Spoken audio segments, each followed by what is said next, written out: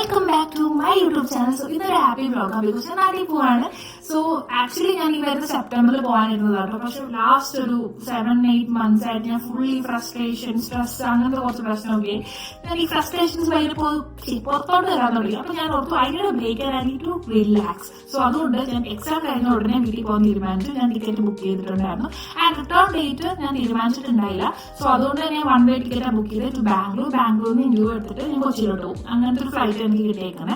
അപ്പം ഞാൻ ഫൈനലി എല്ലാം പാക്ക് ചെയ്തു, റെഡിയായി ഇറങ്ങാൻ പോവാണ്. ആൻഡ് 3:15 ഇവിടുത്തെ ബസ്.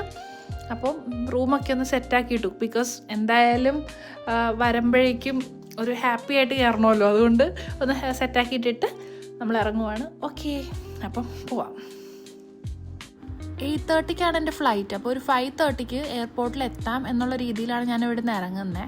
ഇവിടുന്ന് കുറച്ചൊരു 500 മീറ്റർ നടന്നു കഴിഞ്ഞാൽ നമുക്ക് ബസ് സ്റ്റോപ്പ് ഉണ്ട്. അപ്പോൾ ബസ് സ്റ്റോപ്പിൽ പോയിട്ട് ബസ് കയറിയിട്ട് വിടാം. ആസ് കൺസ്ട്രക്ഷൻ വർക്ക് ഇവിടെ നടന്നുകൊണ്ടിരിക്കും. അപ്പോൾ നമുക്ക് കുറച്ച് ചുറ്റി കറങ്ങി വേണം നമ്മുടെ എയർപോർട്ടിൽ എത്താൻ വേണ്ടി. അതുകൊണ്ടാണ് ഞാൻ കുറച്ച് നേരത്തെ ഇറങ്ങിയത്. ഞാൻ ഇവിടുന്ന് ഒരു 3:30, 3:15 എങ്ങാണ്ടായപ്പോഴേക്കും ഇറങ്ങിയായിരുന്നു. 3:30 എങ്ങാണ്ടായിരുന്നു ഒരു ബസ്. 3:15 ഞാൻ ഇറങ്ങി.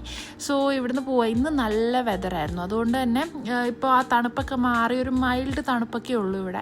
അതുകൊണ്ട് എളുപ്പമായിരുന്നു. ലൈക്ക് വലിയ തണുപ്പൊന്നും തോന്നിയില്ല എനിക്ക്.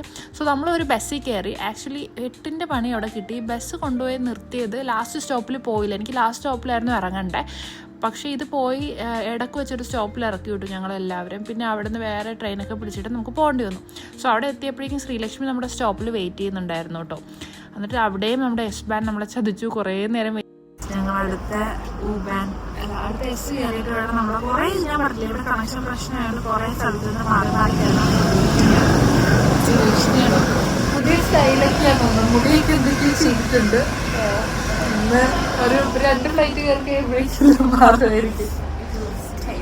ഓക്കെ, സോ അങ്ങനെ നമ്മൾ വെയിറ്റ് ചെയ്തോടെ ഇരിക്കുകയാണ്.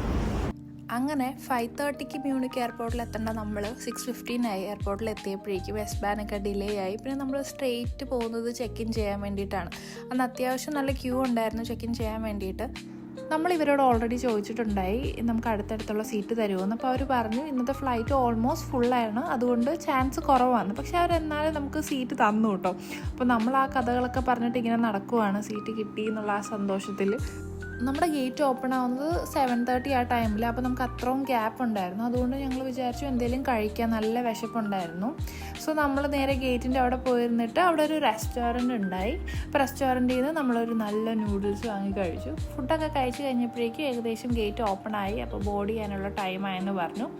നമ്മൾ ഡയറക്റ്റ്ലി പോയി ഫ്ലൈറ്റിൽ കയറി.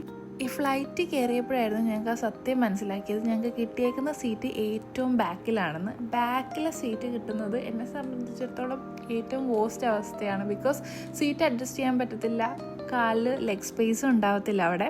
ഈ അത്യാവശ്യം പൊക്കമുള്ളത് കൊണ്ട് കാലിന് നല്ല നീളമുണ്ട്. അപ്പോൾ കാല് വെക്കാൻ സ്ഥലമില്ലെങ്കിൽ നല്ല കംഫോർട്ടായിട്ട് ഇരിക്കാൻ പറ്റത്തില്ലല്ലോ. അപ്പോൾ ഞങ്ങളുടെ ഉറക്കം ഏകദേശം കൊളായായിരുന്നു അന്ന്. കാരണം കണ്ടിന്യൂസ് 6.5 hours നമ്മളിങ്ങനെ സ്ട്രെയിറ്റ് ആയിട്ട് ഇരിക്കണം, ബാക്കിൽ ഇങ്ങനെ അഡ്ജസ്റ്റ് ചെയ്യാൻ പറ്റാത്തതുകൊണ്ട്. അപ്പം എങ്ങനെയൊക്കെയോ തിരിഞ്ഞും പറഞ്ഞും ഒക്കെ നമ്മൾ ഉറങ്ങാനൊക്കെ ശ്രമിച്ചെങ്കിലും അത് നടന്നൊന്നുമില്ല. ഫുഡൊക്കെ അത്യാവശ്യം നല്ല ഫുഡായിരുന്നു ഒമാൻ എയറിൽ. പക്ഷേ ഞാൻ ഫുഡിൻ്റെ ക്ലിപ്സൊന്നും എടുത്തില്ല. ബിക്കോസ് എനിക്ക് ഫുഡ് ലൈക്ക് ഫ്ലൈറ്റിൽ നിന്ന് കഴിക്കുമ്പോൾ എപ്പോഴും ഒരു പ്രഷർ ഡിഫറൻസ് കാരണം എന്തോ ഒരു ഫീലിംഗ് ആണ്. അത് എനിക്ക് മാത്രമുള്ളതാണോ നിങ്ങൾക്കൊക്കെ ഉണ്ടോ എന്ന് എനിക്കറിയത്തില്ല. അപ്പോൾ ഫുഡിൻ്റെ ക്ലിപ്സൊന്നും എടുത്തില്ല. അപ്പോൾ നമ്മൾ ഈ ദൂരേന്ന് നോക്കുമ്പോൾ കുറേ ലൈറ്റ്സൊക്കെ കാണാം. അതൊക്കെ കാണുമ്പോഴേക്കും ഭയങ്കര സന്തോഷം കേട്ടോ. എത്താറായല്ലോ എന്നുള്ളൊരു ഫീലാണ്. അങ്ങനെ ഫൈനലി നമ്മളൊരു രാവിലെ മസ്കറ്റിൽ ലാൻഡ് ചെയ്തു. അപ്പോൾ കുറേ ഉണ്ട് പറയാൻ. 6 മണിക്കൂർ ഫ്ലൈറ്റ് എടുത്തിട്ട് ഇവിടെ വന്നപ്പോഴേക്കും ചത്ത് പറഞ്ഞു കഴിഞ്ഞാൽ ഓക്കെ ബൈ. സോ അങ്ങനെ അവിടുത്തെ ലേ ഓവറൊക്കെ കഴിഞ്ഞിട്ട് നമ്മൾ സ്ട്രെയിറ്റ് ടു ബാംഗ്ലൂർ ഫ്ലൈറ്റിൽ കയറുവാണ്. അപ്പോൾ നമ്മൾ കുറേയൊക്കെ കഥയൊക്കെ പറഞ്ഞിട്ട് ഇനി 3.5 മണിക്കൂർ ഇരുന്നാൽ മതിയല്ലോ എന്നുള്ള ആ ഒരു സമാധാനത്തിൽ വീണ്ടും നമ്മൾ കയറി. ആൻഡ് ഈ പ്രാവശ്യത്തെ ഫ്ലൈറ്റ് ഞങ്ങൾക്ക് കുറച്ചും കൂടെ കംഫർട്ടബിൾ ആയിരുന്നു. കുറച്ചും കൂടെ ഫ്രണ്ടിലുള്ള സീറ്റ് ആയതുകൊണ്ട് തന്നെ സമാധാനത്തിലിരുന്ന് കുറേ നേരം ഉറങ്ങിയ പോലത്തെ ഫീല്. 3.5 മണിക്കൂറേ ഉണ്ടായിരുന്നെങ്കിലും നമ്മൾ നല്ലോണം ഉറങ്ങി. അപ്പോൾ ഈ ഫ്ലൈറ്റിലിരുന്ന് നല്ലോണം ഉറങ്ങിയിട്ടൊക്കെയാണ് നമ്മൾ ബാംഗ്ലൂർ എത്തുന്നത്. അങ്ങനെ ബാംഗ്ലൂർ എത്തുന്നത് സീനാണ് നിങ്ങളീ കാണുന്നത്. എന്നിട്ടും ഡോറയുടെ പ്രയാണം പോലെ നമ്മൾ ഇതുവരെ ഡെസ്റ്റിനേഷനിൽ എത്തിയിട്ടില്ല. ഇനിയും നമുക്ക് പോകാൻ കുറേ കിടക്കുന്നു. സോ ഇവിടെയും നമുക്ക് കുറേ നേരം വെയിറ്റ് ചെയ്യാനുണ്ട്. സോ നമ്മളിവിടെ ഇരുന്നിട്ട് നമ്മുടെ സിമ്മ് അങ്ങനത്തെ കാര്യങ്ങളൊക്കെ മാറ്റി എന്നിട്ട് വെയിറ്റ് ചെയ്തു. പിന്നെ ഇവിടുന്ന് ഇത് ഇൻ്റർനാഷണൽ ഏരിയയിലാണ് നമ്മൾ വന്നേക്കുന്നത്. ഡയറക്റ്റ് ഡൊമസ്റ്റിക്കിലോട്ട് പോകാൻ വേണ്ടിയിട്ട് വേറൊരു ബസ് കയറണമായിരുന്നു. അങ്ങനെ ബസ്സൊക്കെ കയറി ഇവിടുന്ന് നമുക്കൊരു 4 hours വെയിറ്റിംഗ് കഴിഞ്ഞിട്ടാണ് ഇൻഡിഗോ എടുത്തിട്ട് നമ്മൾ കൊച്ചിയിൽ പോകുന്നത്. ആൻഡ് ഇവിടെ വെയിറ്റ് ചെയ്തിരിക്കും ഡൊമസ്റ്റിക്കിലോട്ട് പോകാം. അതെനിക്ക് തോന്നുന്നു ഇവിടുന്ന് ഒരു ബസ് എടുത്തിട്ട് അടുത്ത സെക്ഷനിലോട്ട് പോകാം. സോ യെസ്,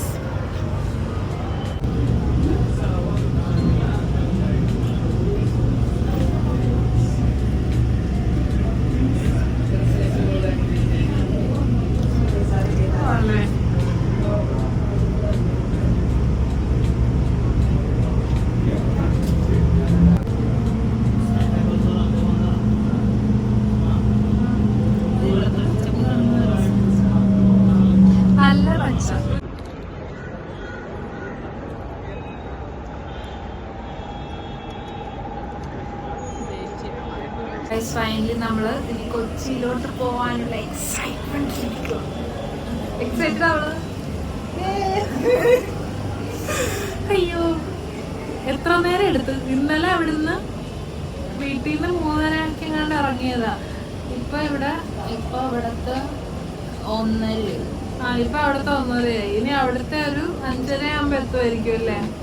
കൊച്ചിയില് 7:45 എത്തും. അത് കഴിഞ്ഞ് ഞാനിപ്പോ വീട്ടിലെത്തും. സോ അങ്ങനെ ഇരിക്കുന്നു ഗൈസ്. പക്ഷെ അങ്ങോട്ടേക്കുള്ള ഒമാനേർ അവിടുന്ന് മ്യൂണിക് ടു മസ്കറ്റ് ഒമാനേർ ഞങ്ങൾ ലാസ്റ്റ് സീറ്റ് കിട്ടി. ഞങ്ങൾ ചത്തു എന്ന് പറഞ്ഞു കഴിഞ്ഞാൽ ലെഗ് സ്പേസ് ഉണ്ടായില്ല. ഏറ്റവും അവസാനത്തെ സീറ്റാണ്, ലെഗ് സ്പേസ് ഉണ്ടായില്ല. സീനായി.